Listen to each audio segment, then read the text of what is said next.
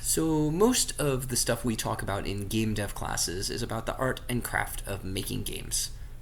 Um, but as we've seen, if you've seen my Dunning-Kruger curve and imposter syndrome talk, there are other more human elements to making games that are also important and that will hurt you over time in many ways if you don't understand them.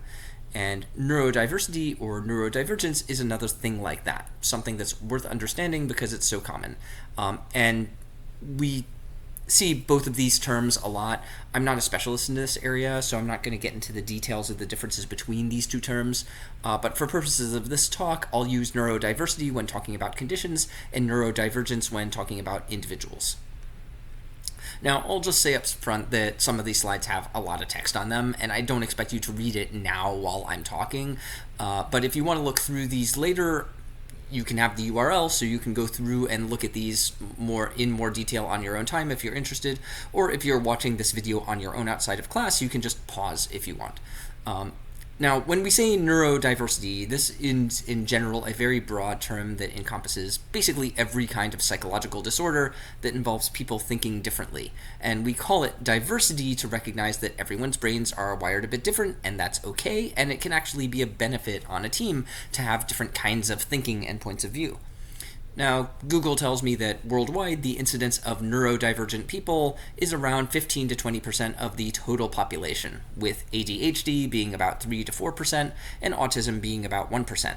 Now, for the purposes of this talk, I'm going to focus mainly on autism and ADHD because while those are a minority of neurodivergent people and less than 5% of the global population, they are both far more common in the game industry. Now, we really don't have a ton of research showing how common neurodiversity is in games. The study I see that's quoted the most, which is pretty recent, is specific to the UK and says that of UK-based game devs that were surveyed, 18% said that they were diagnosed with some form of neurodivergence. Now, on the surface, that doesn't seem much more than the 15% figure I just quoted, but that figure worldwide is of total neurodiversity on the planet, while this figure is specifically people who have a formal diagnosis from a mental health professional, which means the actual number of neurodivergent people in the industry is likely much higher when you include people who are undiagnosed or self-diagnosed.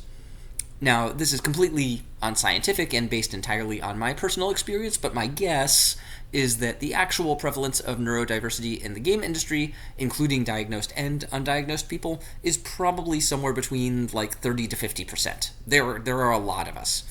And in the game industry, the most prevalent forms are autism and ADHD. So while the term neurodiversity includes more than those two things, those are what I'm going to be talking about today. Because if half of the industry is neurodivergent in some way, guess that what that means for you as game dev students. Probably about the same. So on any game dev team you're on, whether you're in industry or in school, there's probably going to be at least one autistic or ADHD person on your team. And given that a lot of us are undiagnosed, especially if you're in college and you've always been high functioning so there was never any need to get tested, a lot of us get diagnosed much later in life, as adults long after college. So it's very possible that many of you are one of these things and just haven't figured it out yet. I'll also point out that at this moment in history, in 2025, there are a lot of undiagnosed older adults just because autism wasn't as well understood when we were younger, and testing wasn't as talked about or as available as it is today. And it's not even that great today, but it was worse back then. There's also been a ton of research and new understandings about autism just in the last 10 years or so. Like, it used to be believed that you couldn't have autism and ADHD at the same time. Now we know you absolutely can have both. We call it ADHD. So anyone who came of age more than a decade ago, let's say anyone over 30, might not have even had the opportunity to fully understand what their condition was growing up, even if testing was available. Okay, nearly all of you either are autistic, have ADHD, or both, or else you'll be on a dev team working with one or more people who are. So I'm going to talk to you about what these things actually are. So what is autism? How does it work? Same thing with ADHD. And then what it's like to have them, and what it's like to work alongside them in a dev team, and how to best handle this to avoid conflicts and misunderstandings, because most failed game projects owe more to poor team communication than anything else, and poor communication is very common when your brain works differently than the rest of your team. Now, I should mention that anything about neurodiversity that you've learned from books, TV, movies, or other media is probably not going to help you very much. It is very rare to see someone with any form of neurodiversity portrayed realistically in popular media. Far more often, these characters are just caricatures or stereotypes. They have very little scientific grounding in actual experience. So if this is all you know about neurodiversity, I have bad news for you. You don't know very much about neurodiversity.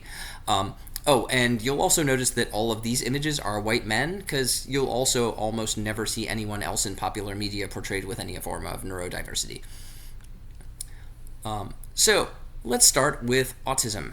You might have heard the term on the spectrum before. It's a very good term, but it's a bit misunderstood.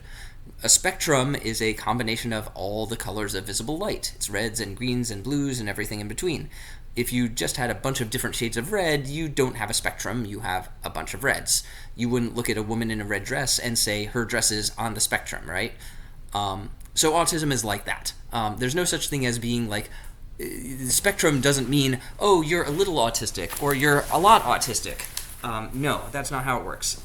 You either meet the criteria for autism or you don't. And the criteria is that you have some traits belonging to a bunch of different groups. So, for example, one autistic trait is neuromuscular control. But if that's all you have, you aren't a little autistic, you have something called dyspraxia. If you have sensory processing issues and nothing else on that list, that's called sensory processing disorder. But if you have all of the above and a little bit more, that's what it means to be autistic. And keep in mind that each category in here can manifest in a lot of different ways. So, for example, one element of autism is sensory processing, but that can mean a lot of things. One person with autism might be hypersensitive to touch. They get very distressed if someone touches them or taps them on the shoulder or gives them a hug when they're not expecting it. A different autistic person might be perfectly fine with touch, but they always feel the clothes they're wearing, so they're constantly distracted. Someone else with autism might have very specific textures that feel really good or really terrible. Like maybe they could wear rayon all day, but if they wear a cotton dress shirt, they might as well just wear a vest made out of razor blades. And someone else might not be sensitive to touch at all, but they absolutely hate loud noises. Or someone else might hate bright lights. That's what we mean by a spectrum, that you have something from each color, something from column A, column B, column C, but each individual has a different thing, a different shade. So the way I see it put is that if you've met one autistic person, then you've met one autistic person. If you ever see a generalization like, oh, all autistic people are like this, that generalization is probably wrong. And again, it's really common for people in games to be autistic but undiagnosed and never tested. If they've had problems before in school, autism can mimic a lot of other things. So it's also common to be misdiagnosed with primary depression, anxiety, OCD, or several other things as the root cause, when actually it was just autism that looked like that. A lot of people with autism are extremely high functioning, especially those who get into games. So it's also possible that someone who has undiagnosed autism really just grew up thinking they're gifted and socially awkward, and they have some strangely specific special interests. And it never really occurred to them that it's like, oh, all these things can be autistic traits too. And by the way, I mentioned this, that if any of you are suspecting that maybe you are neurodivergent, also, if you suspect this of someone else, that's a lot harder to mention in a way that doesn't come across as super insensitive. So unless you've really maxed your charisma stat, if you think someone else might be on the spectrum, you're probably better off not mentioning this unless they bring it up themselves.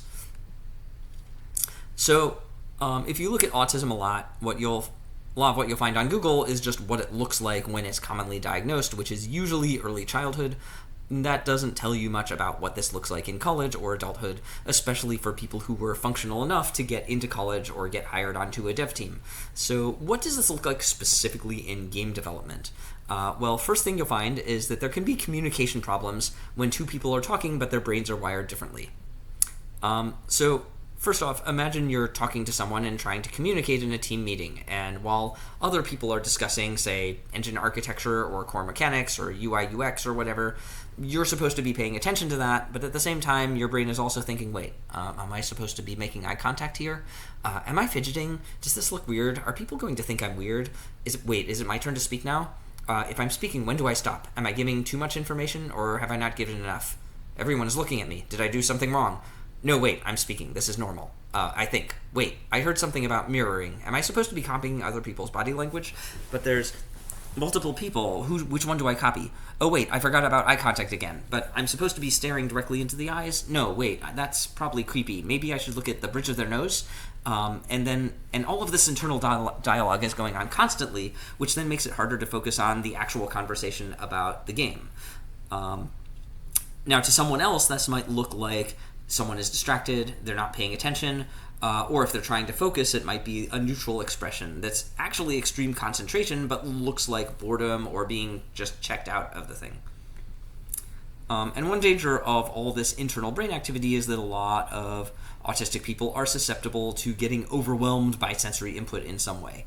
This might be, for example, if too many people are talking at once, or if there's a lot of ambient noise that's distracting, or it could just be a combination of things like a strong smell in the room and harsh fluorescent lighting and a mechanical buzzing sound, and they haven't eaten in a while, so now they're hangry, and then just normal conversation just puts it over the limit. And when that happens, the brain's defense mechanisms kick in, the same way that a circuit breaker in an electrical system in a building might trip and shut off power if it's drawing too much current. And this can happen in two different ways, which are termed meltdowns and shutdowns. And this is basically your fight, flight, freeze response. Same way anyone might experience this in a high anxiety or life or death situation. It's just that if you have autism, your brain has a hard time sometimes telling the difference between lots of people are talking and I'm getting attacked by a tiger. So meltdowns are the fight equivalent of the fight, flight, freeze response. This person loses control. From outside, it looks a bit like throwing a tantrum. Might involve shouting, crying, physical aggression. This is not actually a tantrum, though. Right? True tantrums are intentional. They are directed toward getting some need met. In this case, it's a situation where the person is legitimately in distress. Like, hey, my compensatory mechanisms have failed. I'm no longer in control. Sometimes it can seem like some tiny, insignificant things set them off. In reality, it's probably a buildup of multiple things over time, and the one little thing was just what pushed everything over the edge. Sometimes before a meltdown, you can see minor signs of distress if you look for them. The person might be pacing, fidgeting, asking repetitive questions, stuttering, or just appearing anxious. And if you can catch this early, then you can avoid a meltdown by just letting the person take a break, remove some of the triggers, let them move to a more low stimulation environment. One of the challenges of autism is that for some people it can be really hard to self-monitor for signs. So internally in your head, everything feels okay and manageable, and it's fine, and it's fine, and it's fine, right up until it's not. And when it's not, all of a sudden everything is on fire. So this may seem to happen from an autistic person's perspective without warning. If a meltdown does happen, and it's not happening to you, realize that this is something they will probably find very embarrassing later. Best way to handle it is be understanding, help them move to a calmer environment, avoid adding more stimulation, especially avoid yelling at them or blaming them or asking lots of questions or talking to them a lot. It can take a while to recover from this if it's a full meltdown, and later on when they're more calm, you can talk about things like what kinds of strategies can we use if we know. Are there any triggers that you know of that we can try to remove? Are there places you feel safe that I can guide you to? Are there certain things you'll want or need if this happens again? So that's meltdowns. Shutdowns are kind of the equivalent of the freeze response in fight, freeze. In a shutdown, you're overloaded, you're overstimulated, and everything just stops. So this is very different from a meltdown. Right, in a shutdown, you might zone out entirely.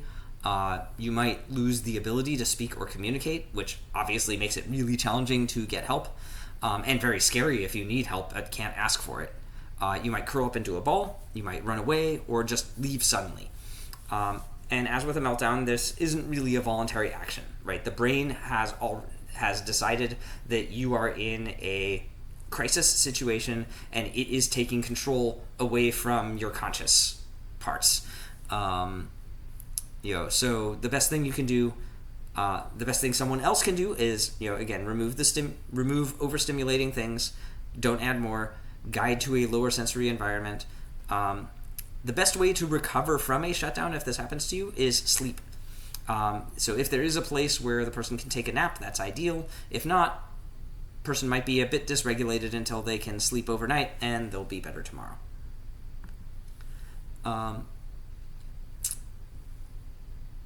If you meet or are an autistic person in college or adulthood, you probably have a lifetime's worth of experience from childhood and grade school that autistic traits will be punished socially.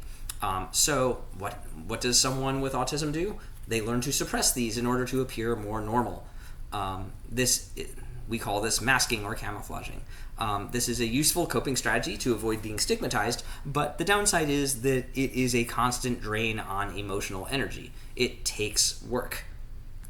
And on that subject, I should mention that there are gender differences with autism, sort of. Actually, it's more like autism is similar across gender in a lot of ways, but our culture is sexist, and so we view the same traits differently in women than in men, and because women are treated differently and have different societal and cultural expectations, the way that they mask will look different. It also isn't too long ago that it was thought that autism was male only, so there was actually a lot of misdiagnosis with girls and women, and a big part of that is that girls are socialized to mask in order to fit in more than boys are. At any rate, if you're masking all the time and have no place to go where you can let down your mask and be fully yourself, that can lead to a serious problem called autistic burnout. Autistic burnout is not the same as occupational burnout, though a lot of symptoms are similar, and the two can both happen at the same time, which of course makes both of them worse. Usually takes about 3 to 6 months of constant masking everywhere for this to happen, but you'll see earlier signs of emotional fatigue, like more common meltdowns or shutdowns or other situations where the mask just cracks unintentionally. Autistic burnout can manifest with loss of job or life skills. You can have reduced ability to handle overstimulation, so meltdowns and shutdowns happen more easily and they're worse, and can lead to depression and anxiety disorders and suicidal ideation. Or if those things were already there, it can make them worse. So this can be literally life-threatening.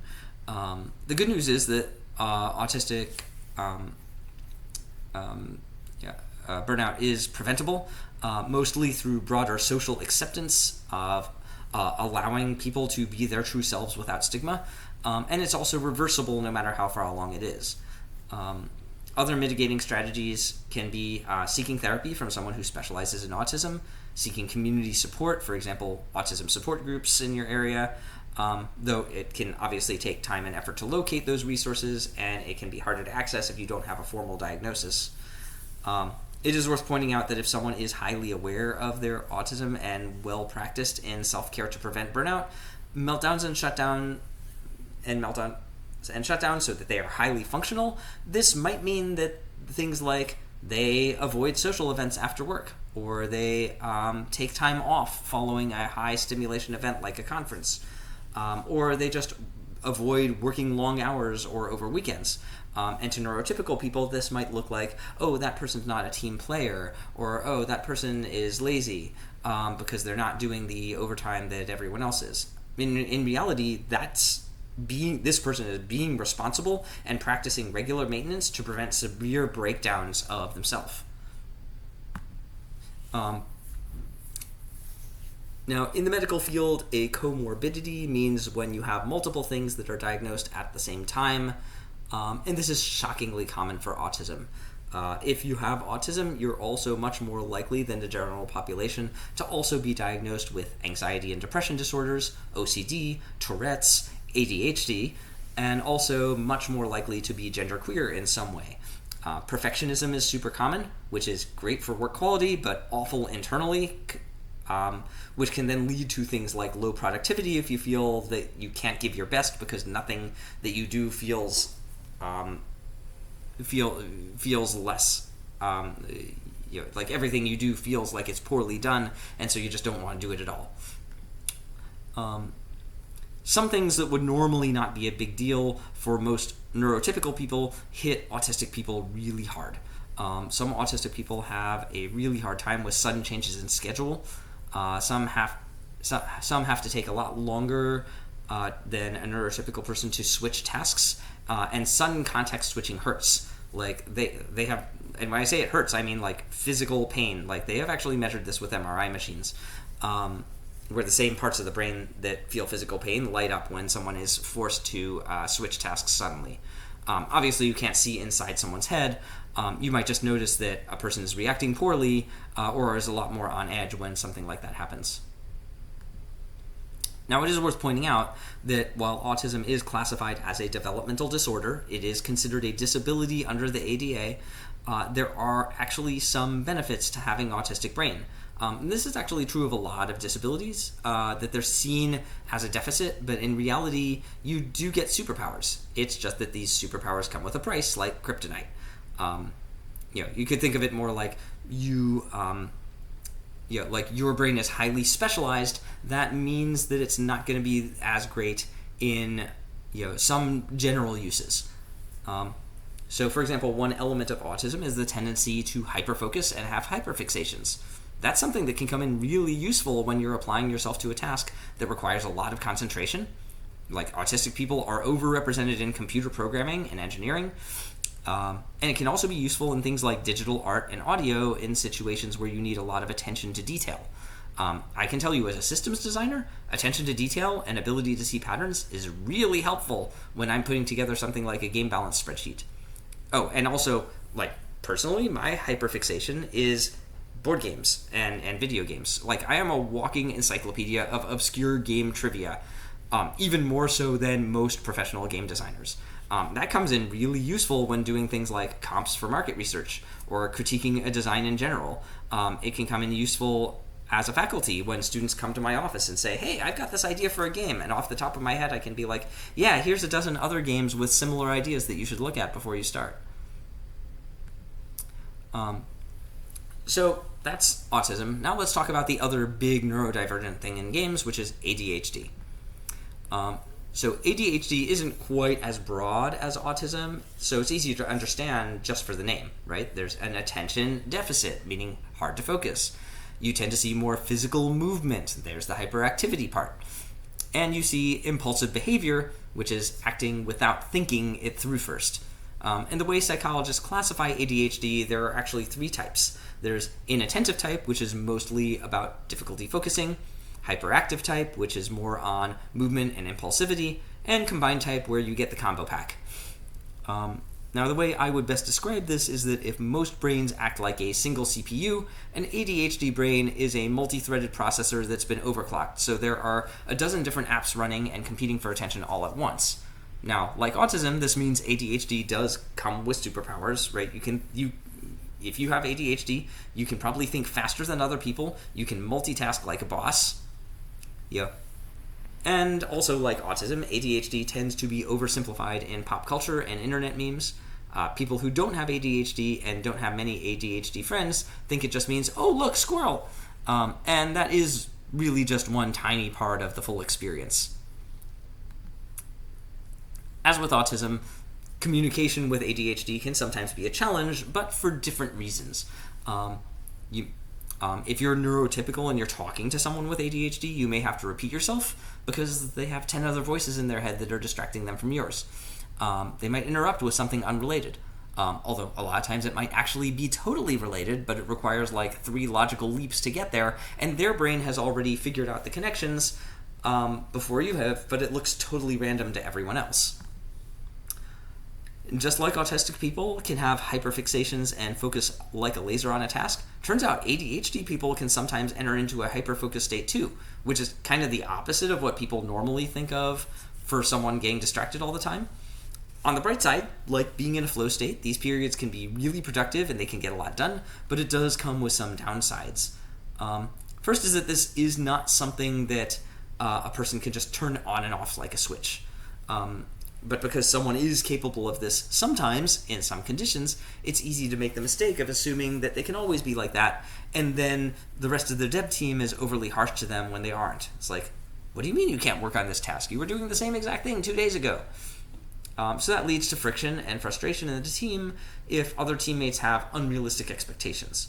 Or even if the person with ADHD has unrealistic expectations of themselves. It feels awful. It's like, come on, brain, you were just doing this. Why can't you do it again? Right, so it's easy to beat yourself up about that. And it can also get mistaken for laziness or disinterest when really it's just, no, this is part of how your brain works.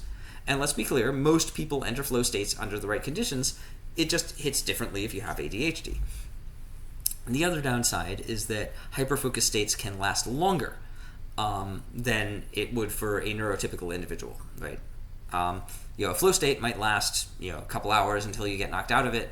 In ADHD, it can sometimes last for up to several days, which might mean that the person who's going through this might be getting little or no sleep, might be neglecting other basic self-care like forgetting to eat or bathe, which can then make other symptoms worse. Now guess what? Just like there's autistic burnout, ADHD gets its own special form of hell that's different from occupational burnout and also different from autistic burnout. ADHD burnout is closer to occupational burnout in that it's coming directly from working too much, but the root cause here is a bit different. Like with occupational burnout, it's just the work itself that is the problem. With ADHD burnout, it's more that someone with ADHD is more vulnerable to taking on too much. And part of that is a tendency to hyperfocus, especially if it happens a lot in a short period of time. Like this could happen, for example, if you're working on a project that actually fascinates you, which is normally a good thing, but it does make you more prone to throwing yourself in too much. The other part is that people with ADHD tend to have a harder time estimating time for tasks, which means that you might already be overloaded with too much to do and not enough time to do it, but you don't actually know it yet. Because in your head, it all seems doable. So then someone asks if you can take on another task, and you're thinking, yeah, I'm still below capacity. So you say, yes, sure. And then eventually it starts to dawn on you as you have these looming deadlines that there's no way you can finish everything in time, but it's too late because you've made all these commitments. And so then you run yourself into the ground trying to make good on the promises that you made.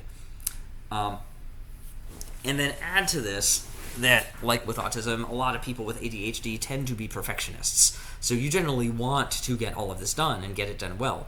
But then that means sacrificing your sleep and your sanity, and you just can't push too hard before you break. Like I literally gave a talk at GDC a few years ago about the physiological and psychological effects of crunch time and working too many hours. If you haven't seen that already, look it up. It's free on the Vault. It's really, really bad.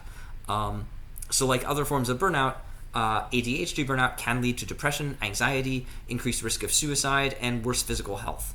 And yes, it is possible to have occupational burnout and autistic burnout and ADHD burnout all coexisting at the same time if you're really unlucky. Another common thing that ADHD people have to deal with is something called time blindness, which is the term for having trouble sensing just how much time has passed or how long things take.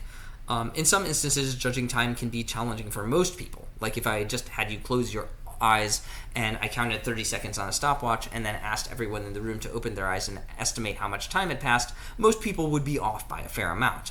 But this is much harder, and estimates are likely to be way more off with someone who has ADHD.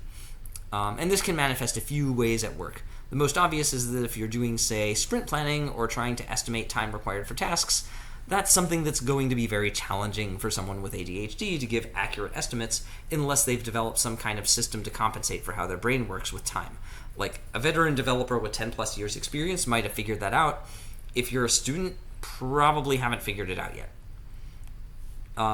Since time blindness is always on, this also means a person with ADHD might have trouble showing up on time or making deadlines, not because they're lazy or disorganized, but just because they genuinely have trouble judging how long things take. Like, if it's 9 a.m. now and I know I have a team meeting at 10, someone without ADHD probably has a good sense of how long it takes to get dressed, eat breakfast, commute to the meeting room. Maybe combined that takes 45 minutes, so you know you've got 15 minutes of slack time.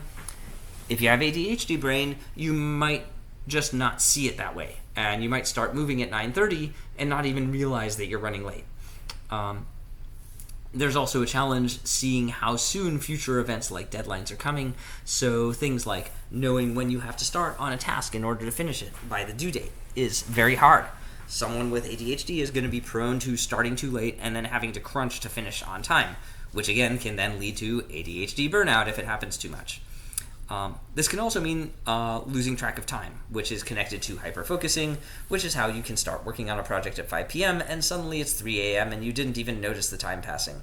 And now you have to wake up in 5 hours and you're going to be an absolute zombie tomorrow.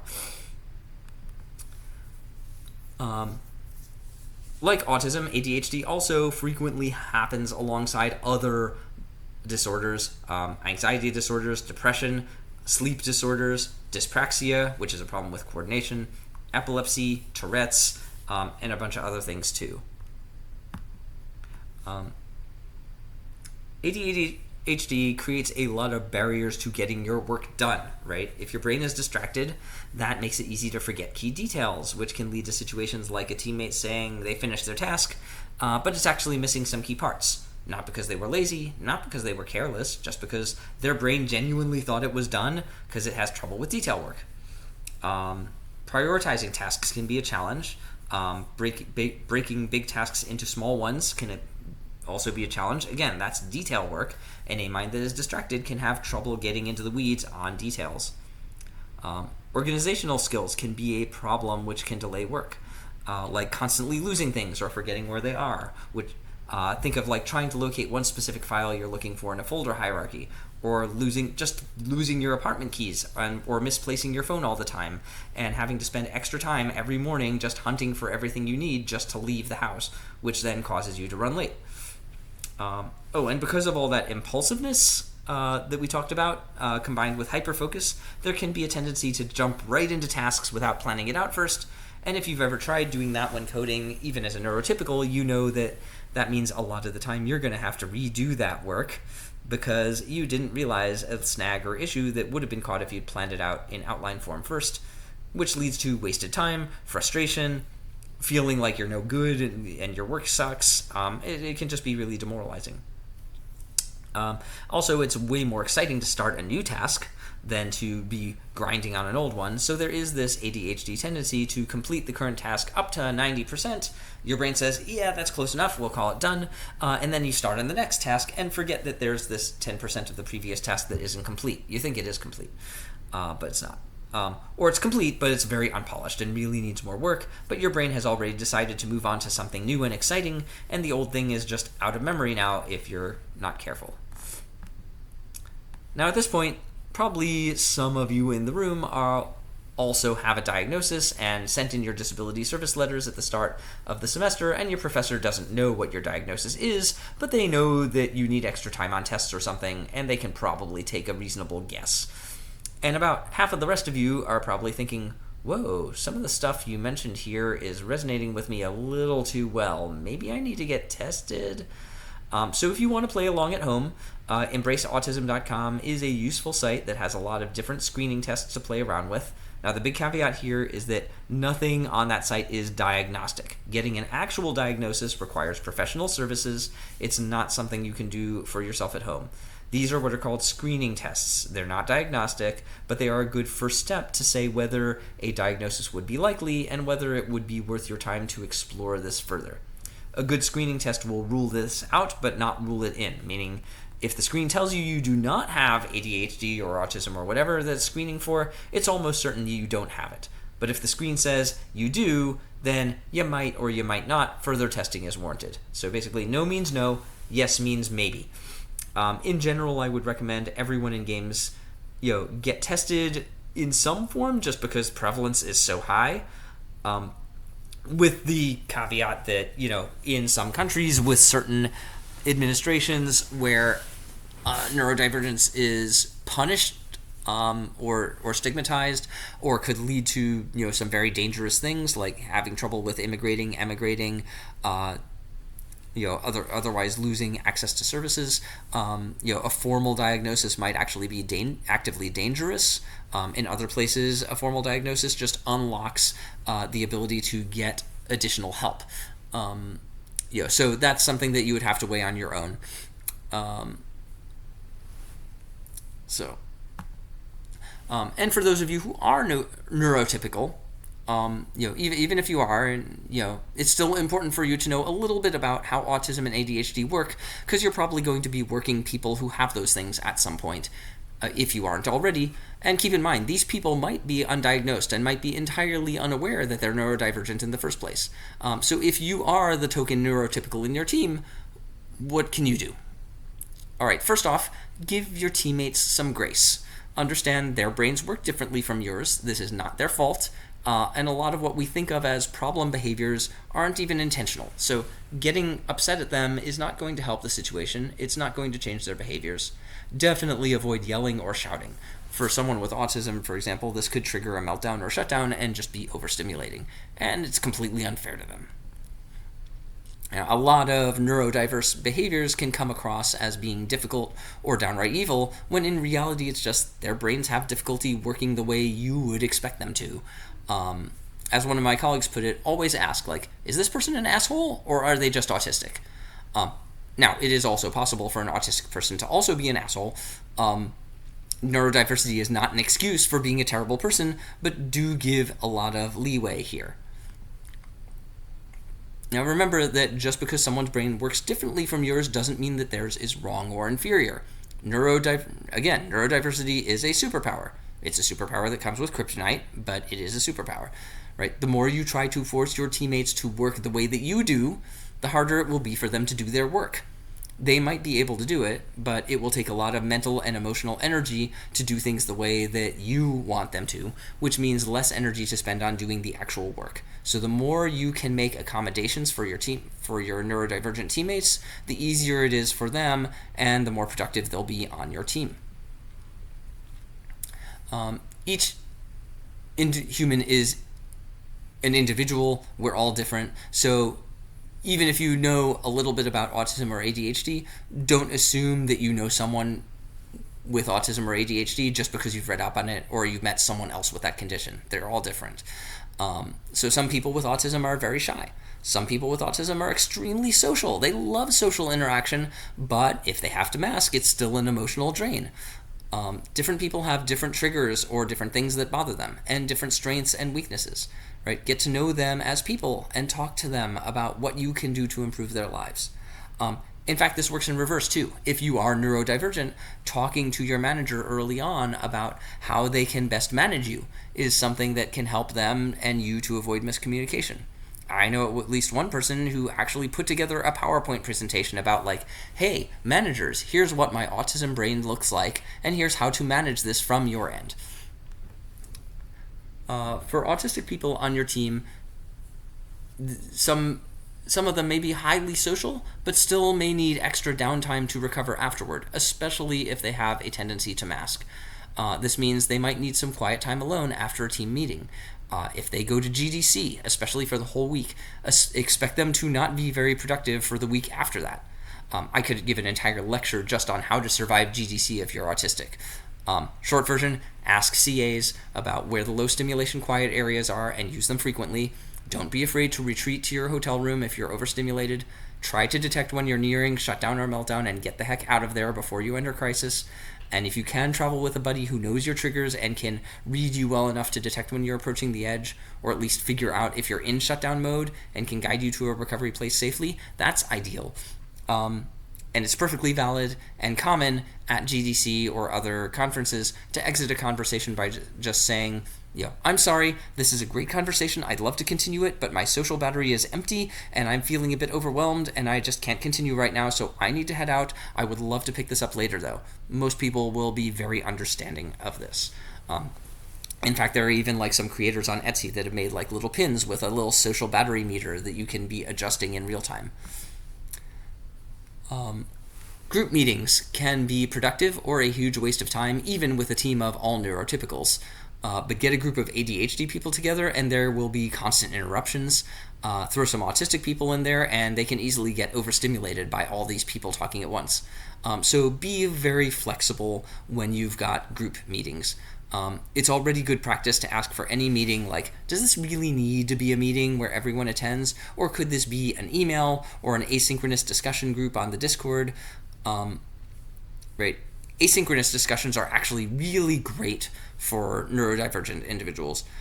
They provide a written record so people with ADHD can refer back to it in detail, back to some detail that they might have forgotten, especially if you've got a place like a group wiki where all the information is organized and threaded and easy to find.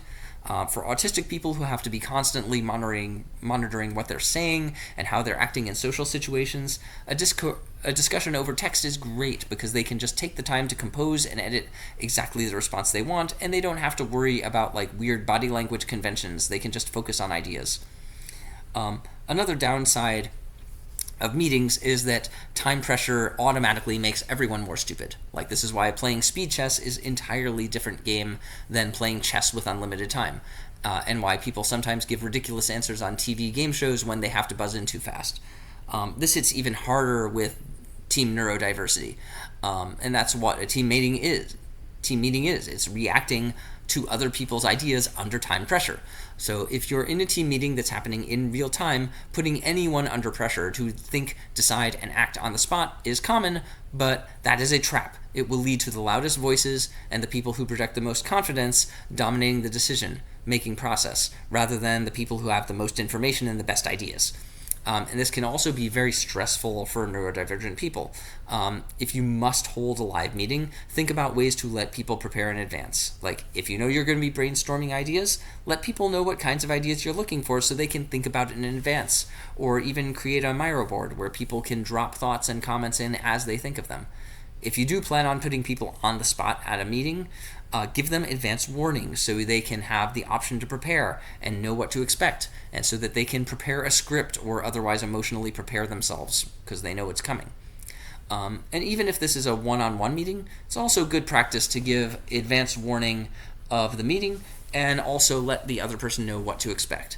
Like, if you just walk up to a coworker and say, "Hey, I need to talk to you tomorrow at 5, right? That can be stressful. They're going to wonder, like, did I say or do something wrong? Are you going to yell at me about it? In the game industry, this is even worse. Like, if you tell someone you want a meeting with them but don't say why, they're going to assume it's a layoff, and they're going to be getting no productive work done because they're going to be stressing about losing their job and they're going to be spending time updating their resume and their LinkedIn page. In many neurodivergent people, there can be problems with executive function. Executive functioning means all the frontal lobe stuff, like planning, prioritizing tasks, making decisions, understanding trade-offs, understanding consequences, things like that. If a teammate has trouble with these things because it just works counter to how their brain naturally operates, you can help a lot by just basically if you're neurotypical, just be the external frontal lobe of the rest of your team. Right? Help them to break bigger tasks into smaller ones so they don't get overwhelmed. Help to order the tasks so they get done in the right order with the right priority. Help with time estimation so they can meet deadlines without taking on too much. Try to see far-off consequences that might be invisible to your teammates and mitigate them in advance before they become problematic. Do regular check-ins and make sure they're on task and didn't forget anything. This is a useful skill as a student and becomes really useful in industry once you're at senior level or above. Like, if you're a lead, being able to do these tasks for others on your team can be a massive force multiplier for neurodivergent ICs. Do regular check-ins to make sure your team is on track. I mean, that's good practice anyway, but you definitely want to look for things like, say, an ADHD person thinking they're done with a task but there are parts missing. You want to look for anyone doing a task but not doing it the way it needs to be done because something went wrong in communication and they misunderstood the point of it, right? The earlier you catch something like that, the less rework has to be done. So when this happens again, avoid blaming or getting frustrated, right? Go in expecting this kind of thing is going to happen from time to time. Just address it and move on. And as another benefit, if you see that your team is a safe, if other people see the team as a safe space to be themselves, that means less masking, less effort spent trying to fit in, which means more mental energy reserved for actually getting stuff done. Now, I touched on this next thing earlier, but it's worth saying again, right? Anything that could be forgotten or misunderstood is going to be. So make sure it's written somewhere, clearly, in a place where it can be found easily. The easier you make it for people to check on things, the more likely it'll get done properly. Of course, you still need to trust but verify. Like I said before, people will misunderstand tasks or do it incompletely or incorrectly from time to time, but the better your knowledge organization system is, the less that will happen. And the time you put into creating and maintaining your knowledge stores will probably be less than the time you'd lose if you don't have it. So building a good knowledge system that's easy to navigate is actually hard. This is not trivial. It is a skill that takes practice, so practice that skill at every opportunity while you're a student, and learn what ways of organizing data works for you and what works for other people. Now memorize this next phrase and use it a lot, right? What I think you're saying is this. Is that correct, or am I misunderstanding? Actually, if you're neurodivergent, use this a lot too. This question alone can solve so many communication problems early. Just restate a thing in your own words and explain it as if you were explaining it to a stranger to make sure you've got it right. Again, different brains think differently and explain things differently, so this is a great check to make sure that everyone is on the same page. I would like to give credit. There were so many people who responded to my calls for help in putting this together on social media, but these folks in particular really gave me some great insights. Thank you to all of you. So I know I covered a lot in a short period of time. Even then, really, I've just scratched the surface here. But I hope this has at least given you a little bit of insight into some challenges you're likely to face when making games on teams, and I hope I've also given you some incentive to look deeper into this and study a bit more about how different brains work.